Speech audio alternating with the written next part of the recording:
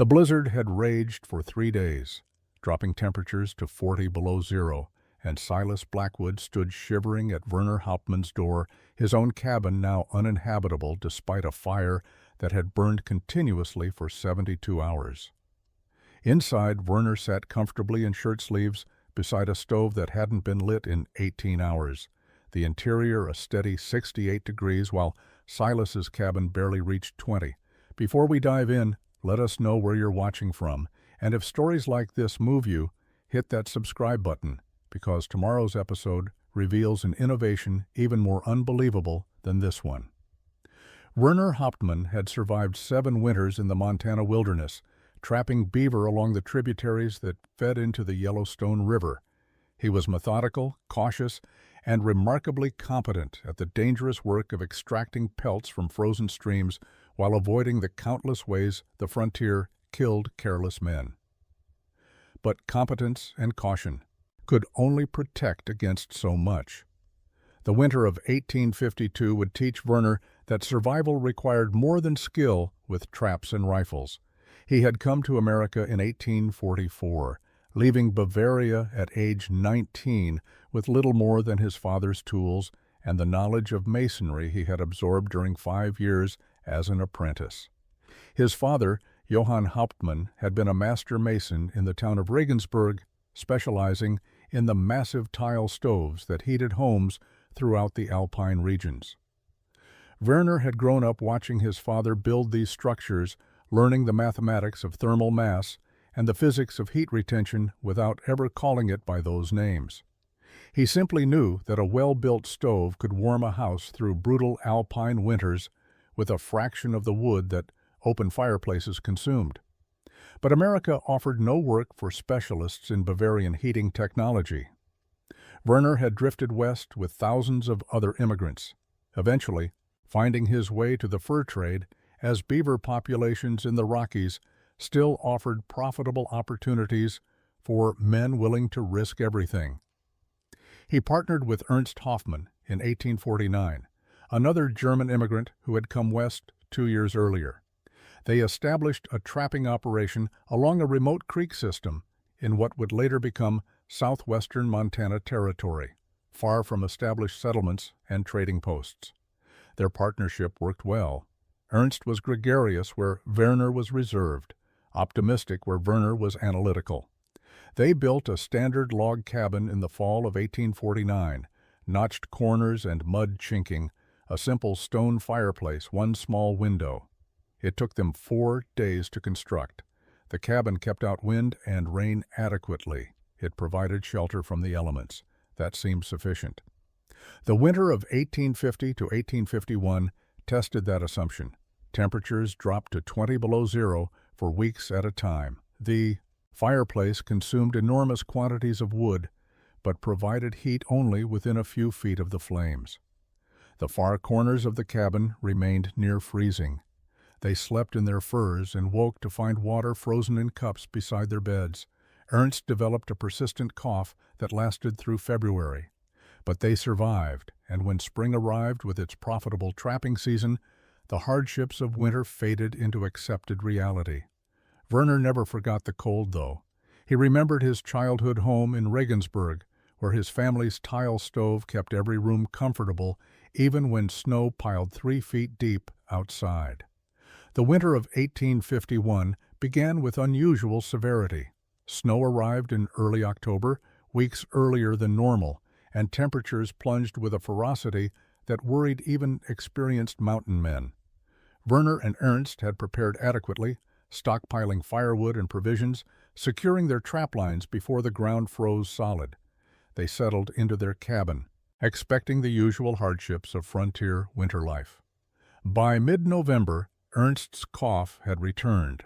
It started as a minor irritation, something he dismissed with characteristic optimism. But the cough deepened over the following weeks, becoming wet and painful. Ernst began running fevers. Werner tried every remedy he knew, boiling pine needle tea, keeping Ernst warm near the fireplace, rationing their precious whiskey for its supposed medicinal properties.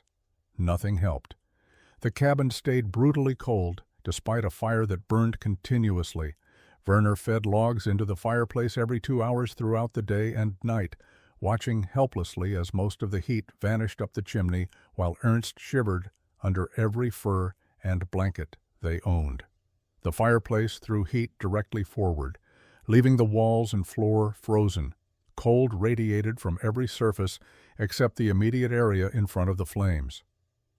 On December 3rd, Ernst's fever spiked dangerously high. He became delirious, speaking in German about his childhood in Hamburg, calling for his mother, not recognizing Werner during his lucid moments. Werner stayed awake for 48 hours straight, maintaining the fire, trying to keep his partner warm, watching helplessly as pneumonia consumed Ernst's strength. Ernst Hauptmann died on December 5, 1851, in a cabin that was barely warmer than the frozen wilderness outside, despite a roaring fire. Werner sat beside his friend's body for hours, listening to wind howl through gaps in the chinking, feeling cold air seep through the log walls, understanding with absolute clarity that this cabin had failed its most basic purpose. Shelter meant nothing if it couldn't protect against cold. Walls meant nothing if they couldn't retain heat. He buried Ernst 2 days later on a hillside overlooking the creek, breaking frozen ground with a pickaxe, piling stones to mark the grave. The temperature stood at 25 below zero. Werner worked methodically, his mind already turning over a problem that would obsess him for the next 8 months. That night, alone in the cabin, Werner fed the fire and watched flames consume wood with terrible inefficiency. He thought about his father's tile stove in Regensburg, how it had kept their entire house warm for 24 hours from a single morning firing. He thought about the massive clay structure that had stood in the corner of their kitchen, radiating gentle heat from every surface. He thought about the physics his father had explained during those apprentice years, how thermal mass absorbed heat and released it slowly, how properly designed flue paths could capture warmth that would otherwise escape. Ernst had died because this cabin couldn't stay warm. That simple fact changed everything Werner thought he understood about survival in the wilderness. Werner spent the weeks following Ernst's death continuing his trapping work alone, checking lines, processing pelts, maintaining the routine that kept men sane during isolated winters. But his mind remained fixed on the problem of heat. Every time he returned to the cabin and fed the insatiable fireplace, every time he woke shivering. Despite a fire that had burned all night, every time he calculated the enormous quantity of wood he consumed to maintain barely tolerable temperatures, he thought about Bavaria. His father's workshop in Regensburg had contained detailed drawings of tile stove designs, some passed down through 3 generations of Hauptmann masons. Werner had studied those drawings as a boy, learning to read the cross-sections that showed internal flue paths, understanding how hot exhaust gases traveled through serpentine channels inside the stove's mass before finally exiting through the chimney. The longer the path, the more heat transferred from the gases into the surrounding clay and tile. The stove in their family home had stood nearly 7 feet tall, built from fired clay bricks and covered with decorative ceramic tiles. But the beauty was secondary to function. The structure contained hundreds of pounds of clay that absorbed heat during the morning firing. His father would load the firebox with hardwood, burn it hot for 2 to 3 hours, then close the dampers. The fire would consume all its fuel, heating the massive clay structure to temperatures that would burn bare skin. Then the stove would radiate that heat for the next 20 to 24 hours. Werner remembered touching the stove's surface before bed, feeling gentle warmth that never fluctuated, never required tending, never demanded constant fuel. The heat distributed evenly throughout the house because the entire stove became a radiating mass, not a single point source like a fireplace. His father had explained the principle during one of Werner's apprenticeship lessons. Fire generates heat, but most of that heat escapes if you don't capture it. An open fireplace loses 80 to 90% of its heat up. The chimney. The challenge is forcing the heat to transfer into something that will hold it and release it slowly. Clay is perfect for this. It absorbs heat readily, stores tremendous amounts of thermal energy, and radiates that energy gradually over many hours. Werner remembered helping his father build a stove for a wealthy merchant family when he was 16. They had spent 3 weeks on the construction, carefully laying fire bricks to form the combustion chamber, building internal walls that created a maze for exhaust gases, calculating the precise dimensions needed for proper draft. The merchant had questioned the expense and time. His father had simply asked how much wood the merchant wanted to burn each winter. When completed, that stove heated the merchant's entire house with 1/5 the wood his previous fireplaces had consumed. Werner remembered the merchant's amazed expression when he touched the stove's surface 18 hours after the fire had gone out and found it still warm. Now, in a frozen Montana cabin, Werner understood what he needed to build. Spring arrived late in 1852, but when the snow finally melted and streams began flowing freely, Werner emerged from winter isolation with a purpose that bordered on obsession. He continued trapping because he needed income to fund what he was planning, but his attention had shifted. He began visiting other trappers' camps throughout the region, studying their cabins with an analytical intensity that made some men uncomfortable. He examined every heating system he encountered. Most trappers used simple fireplaces, stone or mud construction, identical in principle to what he had built with Ernst. A few had iron stoves, manufactured pieces hauled west at considerable expense. Werner studied these carefully, noting their limitations. The iron absorbed heat quickly and radiated it efficiently, but the metal held no thermal mass. An iron stove was hot, while fire burned inside it and cold. Within an hour of the fire dying, he talked to trappers who had survived the brutal winter, asking detailed questions about wood consumption, interior temperatures, comfort levels. Most men accepted cold as inevitable, part of the price for mountain living. They slept in furs, endured frozen mornings, burned whatever wood was necessary. The idea of a truly warm cabin seemed like an impossible luxury. But Werner also found men who had lost partners or nearly died themselves during the worst cold snaps. A trapper named Jacob Mills described waking to find his water bucket frozen solid despite a fire that had burned all night. Another man, Thomas Kerr, had suffered severe frostbite on his feet while sleeping because his cabin's far corner, where his bed sat, never rose above freezing regardless of how much wood he burned. Werner documented everything. He began carrying a small notebook, recording observations about cabin construction, noting which designs failed and how. He measured fireplace dimensions, examined chimney construction, studied how different builders chinked their log walls. A pattern emerged that confirmed what he already suspected. American frontier building techniques prioritized speed and simplicity over thermal efficiency. A cabin was shelter from rain and wind, nothing more. He visited the site where Ernst was buried, standing beside the stone cairn, making a silent promise. What had killed his friend wasn't bad luck or unavoidable tragedy. It was inadequate shelter, and inadequate shelter was a solvable engineering problem. By late May, Werner had developed a clear plan. He would build a proper thermal mass stove, adapting his father's Bavarian designs to frontier conditions and available materials. He had no fired bricks, no ceramic tiles, no manufactured components, but he had clay, sand, and stone. He had his father's knowledge and his own mason's training. Most importantly, he had absolute certainty that what he planned would work. Werner left the mountains in early June, leading 2 pack horses loaded with beaver pelts toward St. Louis. The journey took 3 weeks, following established trails through increasingly settled country. He sold his furs to a trading company for a respectable profit, nearly $400, that represented 7 months of dangerous work. Most trappers would have spent that money on whiskey, women, and supplies before returning to the wilderness within a week. Werner had different priorities. He spent his first 2 days in St. Louis, walking through the industrial district, studying brick kilns and masonry workshops. He watched professional masons working on a warehouse construction project, observing their techniques for laying fire brick and building chimneys. The foreman eventually noticed the bearded mountain man who stood silently watching for hours and approached with suspicion. Werner explained his purpose in accented English, describing what he wanted to build.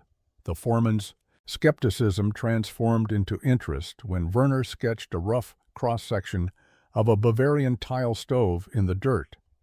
The foreman, a German immigrant named Wilhelm Brandt, recognized the design immediately. He had seen similar stoves in his youth in Saxony. He spent an afternoon explaining American building materials and techniques, discussing which principles would translate to frontier conditions and which would require adaptation. Werner filled pages of his notebook with measurements, ratios, and technical details. He visited a tool merchant and spent $35 on specialized equipment, a set of clay-working trowels, a precision level, measuring chains, and metal scribing tools that would allow him to mark exact dimensions. The merchant thought Werner was establishing a masonry business and tried to sell him additional equipment. Werner declined. He needed tools for one stove, not a workshop. At a metallurgical supply warehouse, he purchased items that seemed bizarre for a mountain man's kit: 20 pounds of iron wire, metal brackets designed for reinforcing brick structures, and a specialized thermometer capable of measuring temperatures up to 500 degrees. The clerk asked what possible use a trapper had for a high-temperature thermometer. Werner explained he needed to measure thermal efficiency. The clerk's confusion was obvious, but he accepted Werner's money. Werner spent evenings in a boarding house, converting his father's old tile stove designs to work with frontier materials. He calculated the thermal mass needed to heat a standard trapping cabin. He sketched flue path designs that would maximize heat transfer. He worked through the mathematics of combustion efficiency and heat retention, using principles his father had taught him years ago in Regensburg. He also purchased books, something unusual for a frontiersman: a technical manual on masonry construction, a chemistry text that discussed clay properties and firing temperatures, and a treatise on thermodynamics recently published by a French scientist. The boarding house owner commented that Werner was the most studious trapper she had ever hosted. By late June, Werner had spent nearly $80 on tools, materials, and knowledge. He had detailed plans for adapting Bavarian heating technology to Montana wilderness conditions. He loaded his supplies onto pack horses and began the journey back to the mountains, carrying knowledge that would seem incomprehensible to other trappers. Werner returned to his cabin in mid-July to find everything as he had left it, undisturbed except by weather and animals. He unloaded his supplies and began organizing them with the same methodical attention he applied to everything. The specialized tools were cleaned and stored carefully. His notebooks were placed in a waterproof container. The technical books were wrapped in oilcloth to protect them from moisture. Word of his return spread through the scattered trapping community. Within a week, Silas Blackwood arrived at Werner's cabin with 2 other trappers, curious about what Werner had brought back from civilization. Silas was an established mountain man, American-born, confident in his frontier knowledge, and dismissive of immigrant innovations. He had trapped these mountains for 12 years and considered himself an authority on wilderness survival. Silas examined Werner's purchases with undisguised amusement. He picked up the clay-working trowels and asked what possible use Werner had for masonry tools in the wilderness. Werner explained he planned to build a heating stove using principles from his apprenticeship in Bavaria. Silas laughed outright. He pointed to Werner's fireplace and asked what was wrong with stone and fire that had worked for every trapper in the territory. Werner tried to explain thermal mass and heat retention. Silas interrupted, saying he didn't need a lecture from someone who had let his partner freeze to death. The comment was cruel and unfair, but it reflected a common attitude. Ernst's death was seen as Werner's failure to maintain adequate fire, not as evidence that the heating system itself was inadequate. The other trappers examined Werner's thermometer and technical books with confusion. One asked if Werner planned to become a school teacher instead of a trapper. Another suggested the isolation of winter had affected Werner's mind, making him waste money on useless equipment. Silas declared that Werner would realize his mistake when winter came, and he discovered that fancy tools didn't keep a man warm. Werner didn't argue. He had learned during his years in America that some men would only believe what they could see with their own eyes. Words meant nothing against established assumptions. He simply thanked them for visiting and returned to his preparations. After they left, Werner could hear Silas's voice carrying across the creek valley, loudly telling the story of crazy Werner Hauptmann, who thought books and trowels would survive Montana winter. The mockery had begun, and Werner knew it would intensify as his project progressed. He spent the next week scouting locations for clay deposits. He needed specific types of clay, different from the simple mud used for chinking. He searched river banks and cut banks, testing samples by rolling them between his palms, checking plasticity and texture. His father had taught him how to identify good clay by feel, and that knowledge served him now. He found what he needed 3 miles upstream, a deep deposit of gray clay exposed where the creek had undercut its bank during spring flooding. Werner established a camp near the clay deposit and began the laborious process of extraction and testing. He dug into the bank with a spade, removing clay in large chunks that he carried back to his cabin in canvas sacks. Each load weighed 40 to 50 pounds, and the round trip took most of a day. He needed hundreds of pounds of clay for what he planned to build, but quantity alone was insufficient. Clay varied dramatically in quality and properties. Some clay cracked when dried, some lacked the plasticity needed for hand building. Some contained too much organic material that would create weak points. Werner needed to develop a mixture that would survive the thermal stress of repeated heating and cooling cycles while providing maximum thermal mass. He began systematic testing. He mixed clay with sand in varying ratios, from pure clay to half sand and half clay. He added chopped straw to some mixtures, creating a composite material similar to what his father had used. He formed test samples into small bricks, marking each with scratched notes indicating its composition. Then he let them dry for a week in the summer sun. The dried samples revealed immediate problems. Pure clay cracked severely as moisture evaporated. High sand mixtures crumbled when handled. Werner adjusted ratios, adding more or less sand, varying the straw content, testing different drying speeds.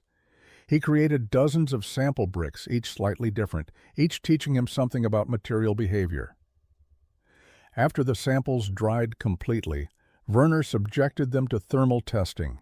He built a small fire and placed bricks directly in the flames, monitoring how they responded to intense heat.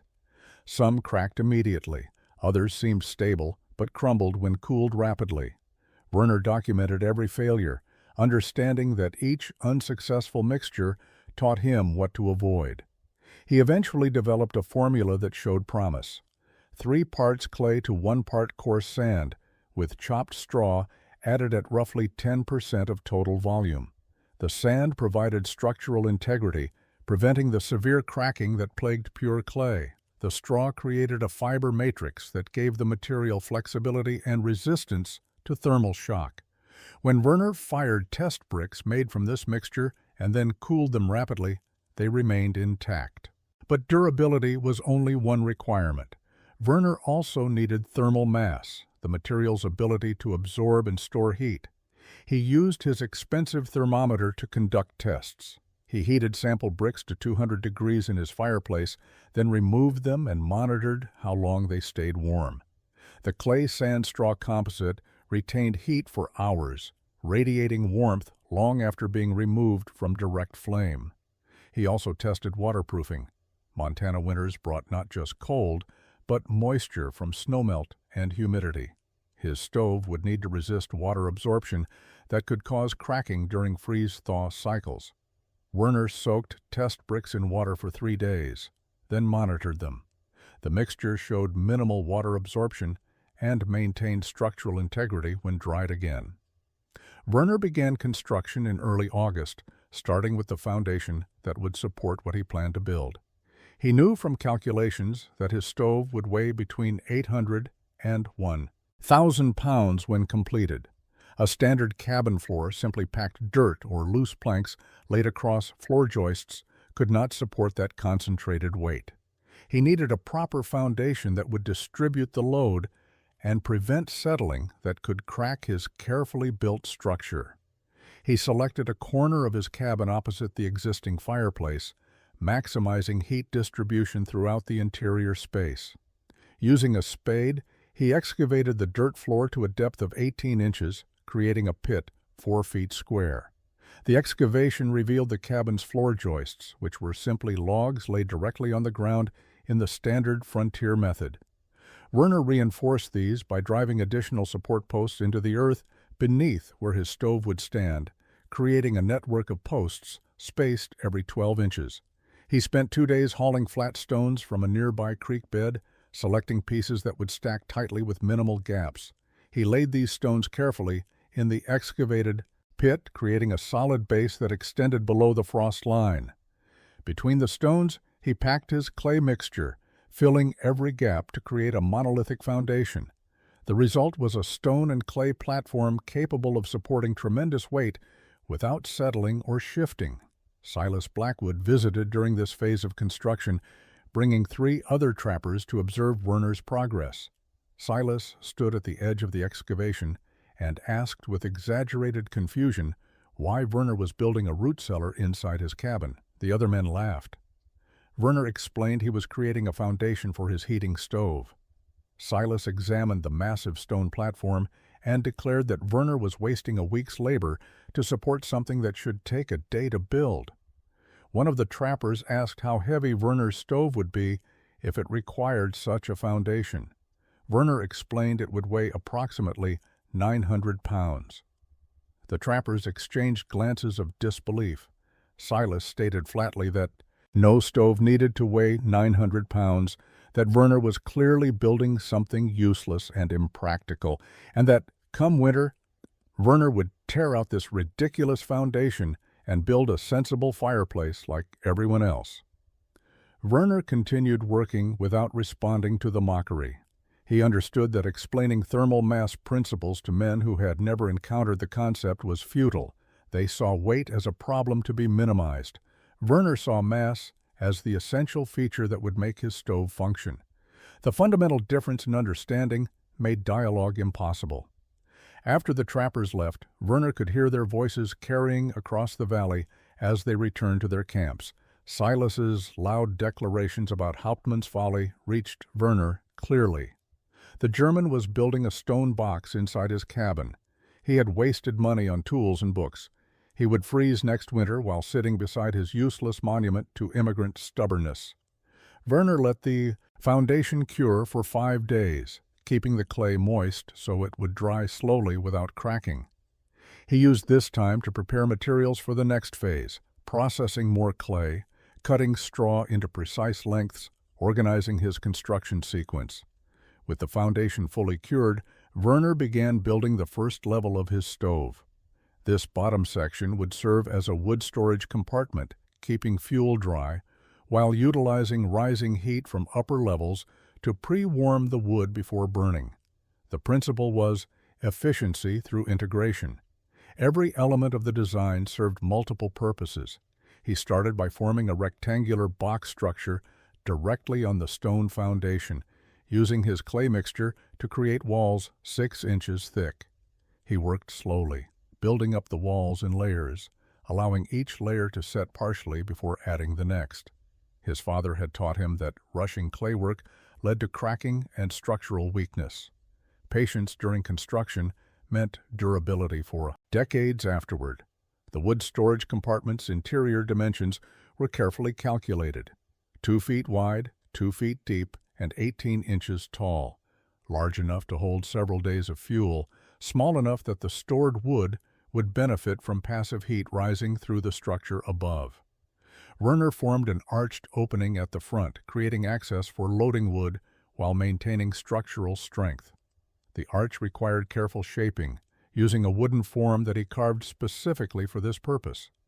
As the walls rose, Werner embedded flat stones at regular intervals within the clay matrix. These stones served dual purposes. They added structural reinforcement, creating a composite material stronger than clay alone. They also added thermal mass, increasing the structure's total heat storage capacity. His father had used this technique in Bavaria, and Werner adapted it to frontier materials. After 5 days of patient work, the first level was complete. Werner stepped back and examined his progress. The structure looked crude compared to the finished tile stoves of his youth, but the fundamental engineering was sound. Thick walls, integrated stone reinforcement, and careful attention to load-bearing requirements created a base that would support the complex structure he planned to build above it. Virgil Preston visited during this phase, curious about what Werner was building. Virgil was different from Silas. He was younger, less certain of his own knowledge, and more willing to observe without immediate judgment. He examined the wood storage compartment and asked intelligent questions about its purpose. Werner explained the pre-warming principle, how storing wood in rising heat would drive out moisture and increase combustion efficiency. Virgil seemed genuinely interested but uncertain. He asked if Werner was sure this would work, if he had built such stoves before. Werner admitted he had only assisted his father, that this was his first independent construction. Virgil's expression showed doubt, but he didn't mock. He simply said he hoped it worked, and that Werner hadn't wasted his summer on an experiment that would fail. After Virgil left, Werner continued his work. He needed to let the first level cure for at least a week before building the second level. Adding weight too quickly would compress the still damp clay below, causing distortion and potential cracking. Construction required patience, allowing proper curing time between phases. Werner used this waiting period productively, preparing materials for the critical second level that would contain the firebox and baking oven. The second level represented the heart of Werner's design. This section would contain both the primary firebox and the side baking oven, sharing thermal mass and operating at the same vertical height. The engineering challenge was creating 2 functional chambers that utilized heat efficiently while maintaining structural integrity. Werner spent 3 days reviewing his notes and sketches before beginning construction, ensuring he understood every detail of what he planned to build. He started by building the external walls upward from the first level, maintaining the 6-inch thickness that provided necessary thermal mass. As these walls rose 12 inches, Werner began forming the internal divisions that would separate the firebox from the baking oven. This internal wall was critical. It needed to be thick enough to serve as thermal mass, allowing heat from the firebox to radiate into the baking oven chamber, but not so thick that it consumed excessive interior space. Werner settled on 4 inches for the dividing wall. He built it carefully, ensuring perfect vertical alignment and smooth surfaces.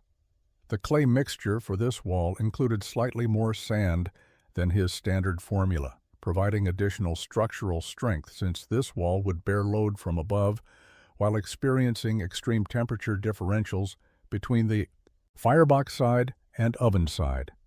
The firebox chamber occupied the front position, where Werner could easily access it for loading fuel and managing combustion. He formed this chamber with meticulous attention to dimensions: 14 inches wide, 16 inches deep, and 12 inches tall, large enough to hold substantial fuel loads, small enough to concentrate heat effectively. The floor of the firebox was formed from flat stones embedded in clay, creating a surface that could withstand direct flame contact for years. Werner created the firebox opening using another carefully carved wooden form, shaping an arched entrance 10 inches wide and 8 inches tall. This opening would eventually receive a metal door, one of the few manufactured components he planned to incorporate. For now, the wooden form held the arch's shape while the surrounding clay cured. The baking oven chamber beside the firebox required equally careful construction. Werner formed this space with an interior that measured 12 inches wide, 14 inches deep, and 10 inches tall. slightly smaller than the firebox but adequate for baking bread and cooking food. The oven's opening faced the side of the stove, positioned where Werner could access it easily while the firebox operated. The most crucial element was the air path Werner created at the base of the dividing wall. He formed a narrow channel, just 2 inches tall, connecting the firebox to the baking oven at floor level. This channel would allow hot air to flow from the firebox into the oven, heating it through convection, while the radiant heat from the shared thermal mass wall provided additional warmth. As Werner worked on this level, Silas arrived with a larger group of trappers, perhaps 6 or 7 men who had heard about Hauptmann's strange construction project. They stood watching as Werner carefully shaped the clay, forming chambers and passages with obvious precision. With both chambers of the second level formed, Werner faced his most challenging task, creating the internal flue system that would capture heat before allowing exhaust gases to escape. This invisible architecture would determine whether his stove succeeded or failed. The principle was elegant, but required precise execution. Hot gases naturally rise, seeking the path of least resistance. Werner's challenge was forcing those gases through a longer, serpentine path that maximized contact with thermal mass. He began by forming a channel at the rear of the firebox chamber. This channel, 3 inches wide and 4 inches tall, would receive the initial flow of hot exhaust. Instead of allowing gases to rise directly upward, Werner directed this channel horizontally along the back wall of the stove. The channel traveled the full width of the structure before reaching the opposite corner. At this corner, Werner formed a vertical rise, allowing gases to ascend 8 inches before encountering another horizontal channel. This second passage ran back across the stove in the opposite direction, creating the first segment of the serpentine path. The gases would travel back and forth, losing heat to the surrounding clay at each turn. The construction was technically demanding. Werner needed to maintain consistent channel dimensions while building clay walls around empty space. He used temporary wooden forms, carefully carved pieces that supported the clay until it achieved sufficient strength to maintain its shape. These forms would eventually burn away during the first firing, but they were essential during construction. He created 3 complete horizontal passes within the stove's mass, each separated by vertical rises. The total path length from firebox to final exit was approximately 12 feet, despite the stove's compact exterior dimensions. Every foot of that path represented surface area where hot gases would contact cool clay, transferring thermal energy that would later radiate into the cabin. The most critical aspect was maintaining proper draft. The channels needed to allow gases to flow freely without creating back pressure that could force smoke into the cabin. Werner calculated the necessary cross-sectional area based on principles his father had taught, ensuring adequate flow while maximizing surface contact. Silas arrived during this phase with his usual entourage of skeptics. He examined the external walls rising above the firebox level and asked where the chimney was. Werner explained he was building internal heat capture channels before the gases would eventually exit. Silas demanded to know why anyone would make smoke travel through a maze instead of simply letting it go straight up a chimney. Werner attempted to explain heat transfer principles, how gases carried thermal energy that was wasted if allowed to escape immediately. Silas interrupted, declaring this was the stupidest idea he had encountered in 12 years of mountain living. He predicted the entire structure would fill with smoke on the first firing, that Werner would choke on the fumes from his own cleverness. The other trappers agreed enthusiastically. One suggested Werner was building an oven that would cook him instead of his food. Another said Hauptmann's monument was becoming more impressive and more useless with each passing week. Werner continued working, carefully removing the temporary forms as each section cured, inspecting the internal channels to ensure they were smooth and unobstructed. With the internal flue pathways complete and properly cured, Werner began construction of the third level. This section would provide active cooking capability directly above the firebox while creating additional thermal mass for heat storage. The engineering challenge was integrating functional cooking surfaces with the serpentine flue system he had built below, ensuring hot gases completed their heat transfer journey before finally exiting through the chimney. Werner built the external walls upward, maintaining his standard 6-inch thickness. As these walls rose another 12 inches, he carefully formed the top of the internal flue channels, creating a sealed upper surface for the serpentine passages below. This surface would become searingly hot during firing as exhaust gases traveled beneath it, making it ideal for cooking applications that required sustained high heat. At the front center position, directly above the firebox, Werner created a flat cooking surface approximately 10 inches square. He formed this area using his densest clay mixture, reinforced with flat stones that would distribute heat evenly. This surface would reach temperatures sufficient for boiling water or frying food within minutes of lighting the firebox. The direct vertical alignment with the combustion chamber below ensured maximum heat transfer to this primary cooking area. To the side of this central cooking position, Werner built a raised platform with recessed areas sized to hold standard cooking pots.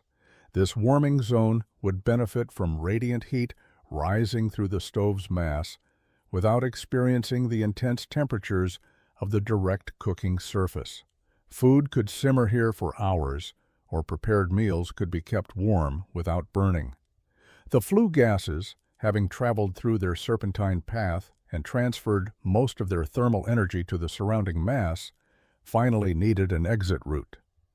Werner formed a vertical chimney channel at the rear corner of the stove, positioned to receive the cooled exhaust after its complete journey through the heat capture system. This chimney would rise through the 4th level and eventually through the cabin roof. The 4th and topmost level was simpler in construction, but equally important functionally. Werner built the walls up another 14 inches, creating a final chamber that would serve primarily as storage space.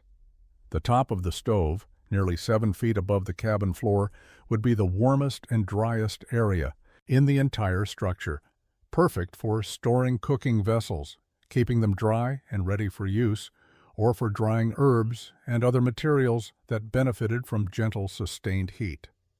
Werner formed a flat top surface for this uppermost level, creating a final platform where copper pots and vessels could rest. The chimney continued upward through this level, exiting at the very top of the structure. He shaped the chimney opening carefully, creating a socket that would eventually receive an exterior chimney pipe extending through the roof. As the structure reached its full height, dominating the cabin interior, the mockery from neighboring trappers intensified. Silas brought visitors specifically to marvel at Hauptmann's monument to stupidity. The massive clay structure occupied nearly a quarter of the cabin's interior space. Men stood outside and stared through the window at the enormous construction, shaking their heads in disbelief. One trapper calculated that Werner had spent at least 8 weeks on construction when a serviceable stone fireplace required 3 days. Another noted the hundreds of pounds of clay Werner had hauled from the creek bank. Werner allowed the completed structure to cure for 2 full weeks before attempting his first firing. During this time, he constructed the exterior chimney that would carry exhaust above the roofline, carefully sealing the penetration through the cabin roof to prevent water infiltration. He installed a metal door for the firebox, using iron hinges and a simple latch mechanism. He built a smaller metal door for the baking oven. The stove was ready for testing. On September 23, 1852, Werner loaded the firebox with kindling and small branches, building a modest fire to begin the curing process. Large fires in brand-new masonry could cause thermal shock and cracking. The initial firings needed to be gentle, gradually driving residual moisture from the clay while avoiding sudden temperature extremes. Werner lit the kindling and stepped back to observe. Smoke rose from the fire as expected. For approximately 30 seconds, everything appeared to function correctly. Then smoke began seeping from gaps in the clay structure. Within 2 minutes, the entire cabin filled with acrid smoke. Werner opened the door and windows, grabbed a bucket of water, and extinguished the fire. He stood outside coughing, watching smoke pour from his cabin, understanding that something in his design had failed catastrophically. Silas arrived within an hour, somehow having learned of the disaster with remarkable speed. He stood laughing openly while Werner examined the smoking structure.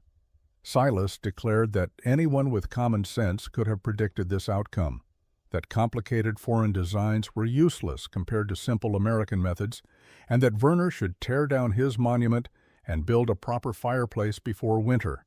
Werner didn't respond. He was analyzing the failure, trying to understand what had gone wrong. The smoke had seeped from the structure at the third level, suggesting the internal flue channels had failed to maintain draft. Either the channels were blocked, too narrow, or improperly configured to allow adequate flow. Without proper draft, combustion gases had no path to follow and simply permeated through the clay structure wherever they could. Over the next 3 days, Werner carefully dismantled the third level, exposing the internal flue channels he had built weeks earlier. He discovered his error immediately. One of the horizontal passages had partially collapsed during construction or curing, creating a restriction that blocked flow. The serpentine path, instead of guiding gases through the thermal mass, had created a dead end that forced smoke to find alternative routes through the porous clay. Werner rebuilt the affected section, this time using additional temporary supports to ensure the channels maintained their shape during curing. He also increased the cross-sectional area of each passage slightly, providing more margin for error and ensuring adequate draft even if minor irregularities existed. The repairs took a full week, during which Silas visited twice to remind Werner that simple designs didn't require complicated repairs.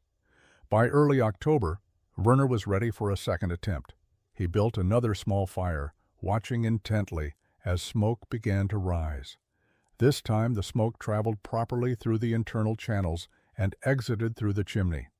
No smoke seeped from the structure. The draft was strong and consistent.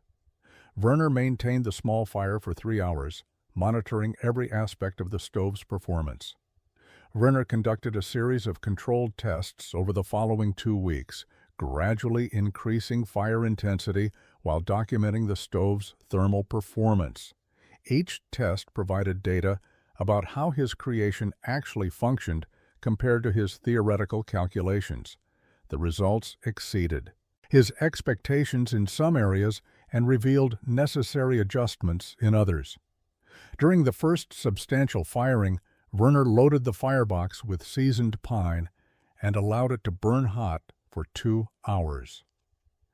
He used his expensive thermometer to measure temperatures at various locations on the stove's exterior surface. The cooking surface directly above the firebox reached 380 degrees. The side warming areas measured 220 degrees. The upper storage level maintained 160 degrees. The external walls averaged 140 degrees throughout. After the fire consumed all its fuel and died to coals, Werner closed the firebox door and dampers, sealing the system.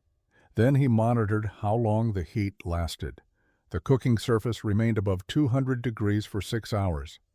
The side warming areas stayed hot enough to keep food warm for 12 hours.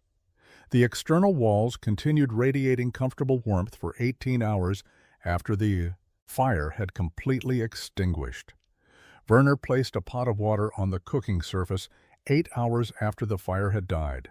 The water heated to a simmer within 20 minutes, demonstrating that the stored thermal energy remained functionally useful long after active combustion ceased. He placed bread dough in the side baking oven 10 hours after firing. The bread baked properly over the next hour, achieving golden crust and fully cooked interior. The efficiency compared to his old fireplace was dramatic. The fireplace had required constant feeding, consuming a full cord of wood every 10 days during cold weather while providing heat only within a few feet of the flames. Werner's stove used approximately one-fifth the wood while heating the entire cabin uniformly. The difference wasn't marginal, it was revolutionary, but Werner kept his success quiet. He continued his normal trapping activities, checking lines and processing pelts as autumn progressed into early winter. When other trappers visited, they saw the massive stove, but Werner offered no demonstrations or explanations. Silas continued making jokes about Hauptmann's monument, assuming the structure was decorative rather than functional since Werner never seemed to use it conspicuously. In reality, Werner fired the stove once each morning, a practice that became routine. He would load the firebox with hardwood, burn it hot for 2 to 3 hours while preparing breakfast and organizing his day's work, then close the dampers and leave for his trap lines. When he returned in the evening, the cabin remained warm. The stove's surface was still hot enough for cooking dinner. Overnight, the radiant heat kept interior temperatures comfortable while he slept. Virgil Preston visited in early November and noticed the cabin's warmth despite no visible fire. He asked Werner directly if the stove worked as intended. Werner confirmed it did, but offered no elaboration. Virgil examined the structure more carefully, touching surfaces that were warm throughout, seeing bread baking in the side oven, observing pots simmering on the upper levels. His expression showed impressed confusion, but he said nothing more. Winter arrived early in 1852, repeating the pattern that had killed Ernst the previous year. Snow began falling in mid-November with unusual intensity, and temperatures dropped steadily through December. By the first week of January 1853, the Montana wilderness was locked in brutal cold that tested every structure and every man who had chosen to winter in the mountains. The temperature fell to 20 below zero on January 7th, then 30 below on January 9th. On January 11th, Werner's thermometer registered 42 degrees below zero at dawn, and the temperature never rose above 35 below throughout the day. These were survival conditions that pushed frontier construction methods to their absolute limits. Werner maintained his routine. Each morning, he fired his stove for 2 to 3 hours, loading the firebox with dense hardwood that burned hot and clean. The massive thermal mass absorbed heat with patient efficiency, storing energy that would sustain comfortable temperatures for the next 24 hours. His cabin interior remained between 65 and 70 degrees throughout the cold snap. He worked in shirt sleeves, slept without excessive furs, and continued his daily activities without the desperate struggle against cold that characterized winter survival for most mountain men. Other trappers faced a different reality. Silas Blackwood's cabin, built with standard construction and heated by a conventional stone fireplace, became a desperate battlefield against the cold. Silas burned wood continuously, feeding his fireplace every 2 hours throughout the day and night. The fire consumed enormous quantities of fuel, yet the cabin's interior barely reached 30 degrees, even with flames roaring constantly.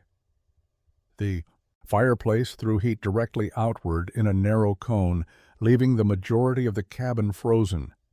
Moisture from breathing and cooking condensed on the walls and froze instantly, creating layers of interior ice. Silas slept in every fur he owned, positioned as close to the fireplace as possible without risking burns. He still woke shivering every few hours to feed more wood into the insatiable flames. By the third day of 40 below temperatures, Silas had depleted his carefully prepared woodpile by half. At his current consumption rate, he would run out of firewood within a week, facing the choice of leaving the cabin to cut more wood in deadly cold or allowing his fire to die and accepting the consequences. Other trappers throughout the region faced similar calculations. Virgil Preston's situation was equally desperate. His cabin was slightly better insulated than Silas's, but his smaller fireplace provided even less heat. Virgil spent the cold snap essentially living inside his fireplace alcove, leaving that warm zone only when absolutely necessary. His water bucket froze solid despite sitting 5 feet from the fire. His food supplies, stored against the cabin's outer walls, froze hard as stone.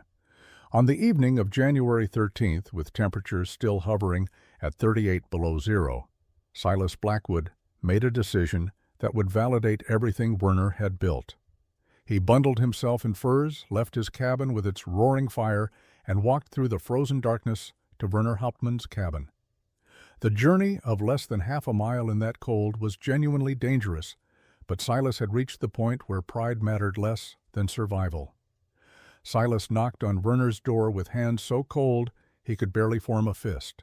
Werner opened the door immediately, and warm air rushed out into the frozen night. Silas stepped inside and stopped, stunned by what he encountered. The cabin interior was genuinely warm, not the barely tolerable cold that passed for heated space in frontier winters. Werner stood in a simple wool shirt, no furs, no excessive layers, completely comfortable. Silas looked at the massive clay stove. No fire burned in the visible firebox. The structure appeared cold and inactive, yet the cabin was warmer than Silas's had been in 3 days, despite his continuous fire. Silas asked how this was possible. Werner explained he had fired the stove that morning for 2 hours and hadn't touched it since. Silas insisted Werner was lying, that no fire could keep a cabin warm for 14 hours in 40 below temperatures. Werner walked to the stove and invited Silas to touch its surface. Silas placed his frozen hand against the clay wall and jerked back from the heat. The entire structure radiated warmth, every surface contributing to the cabin's temperature. Werner pointed to bread baking in the side oven, dough that had been placed there an hour earlier. He showed Silas a pot on the upper warming platform where stew simmered, gently, cooking without any visible flame. Silas stood silently, processing what he was witnessing. His own cabin, with a fire that had burned constantly for 72 hours, maintained interior temperatures around 20 to 25 degrees. Werner's cabin, with a stove that hadn't been fired in 14 hours, maintained temperatures near 70 degrees. The differential was 45 to 50 degrees, and it demolished every assumption Silas held about heating and survival. Werner offered Silas coffee and food, both heated by the stove's residual warmth. As Silas thawed and ate, Werner explained the principles behind his design. The massive clay structure absorbed heat during the morning firing, storing tremendous thermal energy in hundreds of pounds of material. The internal flue channels forced hot exhaust gases through 12 feet of serpentine path, transferring heat that would otherwise escape up a chimney. The result was extreme efficiency, capturing 70 to 80% of combustion energy instead of losing it. Silas asked how much wood Werner burned. Werner showed him his modest wood pile and explained he used approximately 1 cord of wood every 40 days. Silas was burning 1 cord every 8 to 10 days and barely surviving. The efficiency advantage was 6 to 1, and it meant the difference between desperate fuel consumption and comfortable sustainability. As Silas prepared to return to his own cabin, he asked Werner directly if he would teach this construction method to others. Werner said he would share everything he knew with anyone who wanted to learn. Silas nodded slowly, then admitted he had been wrong. He had mocked Werner's efforts, called his stove a monument to stupidity, and dismissed foreign knowledge as useless. The 40 below temperatures had proven otherwise. Engineering mattered more than tradition. Word spread through the trapping community with remarkable speed. Within a week of Silas's visit, Werner received a steady stream of trappers asking to examine his stove and learn how it was built. Men who had mocked the construction now stood respectfully silent, touching the warm surfaces, observing the bread baking and pots simmering, understanding that they had witnessed innovation born from necessity and knowledge. Virgil Preston arrived with a detailed request. He wanted Werner to help him build an identical stove in his own cabin. He offered to pay Werner for his time and expertise, to provide whatever labor Werner needed, to follow instructions exactly as given. Werner agreed but refused payment. He would help Virgil because Ernst Hauptmann had died in a cold cabin, and if Werner's knowledge could prevent other deaths, sharing it was obligation, not business. The construction of Virgil's stove began in late January during a brief warming period when temperatures rose to merely 10 below zero. Werner brought his tools and materials, and he taught Virgil the entire process from foundation to to final chimney. They excavated the foundation together, with Werner explaining load calculations and settlement prevention. They hauled clay from Werner's proven deposit, with Werner teaching how to identify good material by texture and plasticity. The building process took 5 weeks, slower than Werner's original construction because teaching required additional time for explanation and demonstration. Werner showed Virgil how to mix clay, sand, and straw in proper ratios. He explained thermal mass principles and heat transfer physics in practical terms that a trapper with no formal education could understand. He demonstrated how to build the internal flue channels using temporary forms and patient layering techniques. Other trappers visited during construction, watching the process and asking questions. Werner answered everything openly, sometimes sketching diagrams in the dirt, to illustrate principles that were difficult to convey with words alone. Some men took notes, others simply watched and absorbed information through observation. Silas Blackwood arrived in mid-February and surprised everyone by apologizing publicly to Werner. He admitted he had been wrong to mock Werner's efforts, wrong to dismiss knowledge from different traditions, and wrong to assume that American methods were automatically superior. He asked if Werner would help him build a similar stove. Werner agreed. By early March, 3 stoves were under construction in different cabins throughout the region. Werner traveled between sites, checking progress, correcting errors, teaching refinements he had learned through his own experience. The trappers building these stoves were careful students, understanding that their winter survival might depend on getting the details right. Virgil's stove was completed in early March and tested successfully. The performance matched Werner's original, heating Virgil's cabin to comfortable temperatures with minimal wood consumption. Virgil expressed gratitude that went beyond words, understanding that Werner had given him knowledge that would fundamentally change his frontier experience. By the time spring arrived and trapping season resumed, 7 stoves were completed or under construction. The design became known among trappers as a Hauptmann stove, named for the German immigrant who had brought Bavarian heating technology to the Montana wilderness. Werner Hauptmann continued trapping through the 1850s, eventually saving enough money to purchase a small ranch in the Oregon Territory. He left the mountains in 1859, married a widow named Catherine Mueller in 1860, and lived quietly as a rancher and occasional mason. He built several more heating stoves for settlers in Oregon, always using his proven design, always refusing to profit excessively from knowledge he considered essential for survival. He died in 1879 at age 54 from pneumonia, the same disease that had killed Ernst Hauptmann. Catherine buried him on their ranch property under an oak tree he had planted years earlier. His gravestone listed his name and dates, but made no mention of his innovation or the lives his knowledge had saved.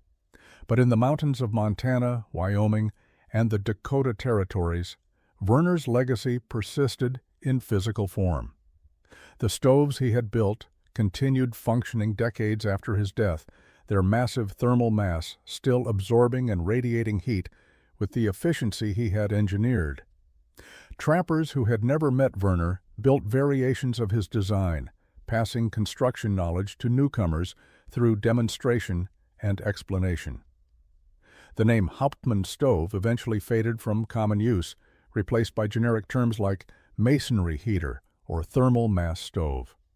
But the essential principles Werner had introduced remained embedded in frontier construction practices. Settlers moving west in the 1860s and 70s encountered these designs and recognized their superiority. Some built their own versions.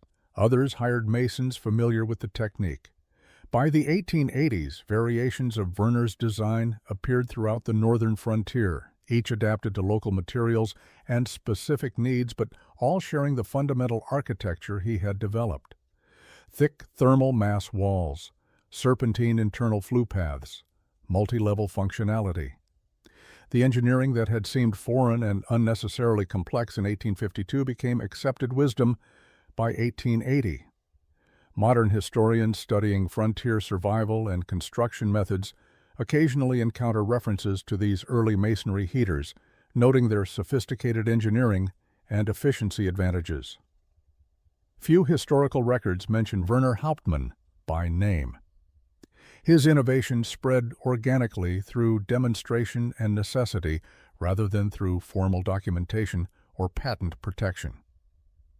The story of Werner's stove illustrates a fundamental truth about frontier innovation. The best solutions often came from adapting knowledge from other cultures and traditions rather than assuming that established American methods were optimal. Werner didn't invent thermal mass heating. He simply recognized that Bavarian technology, developed over centuries to survive alpine winters, could be adapted to Montana conditions using local materials and frontier construction methods. His legacy wasn't fame or wealth.